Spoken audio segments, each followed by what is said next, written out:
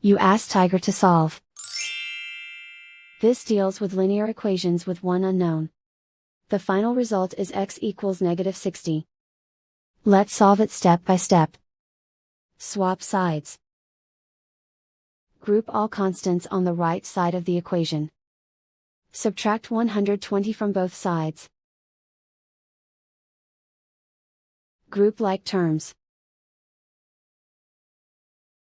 Simplify the arithmetic.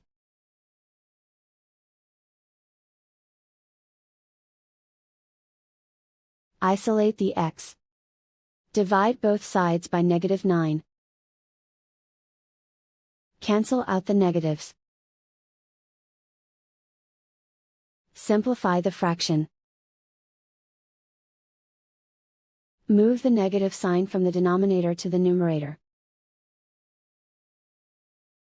Find the greatest common factor of the numerator and denominator. Factor out and cancel the greatest common factor. And so the final result is x equals -60.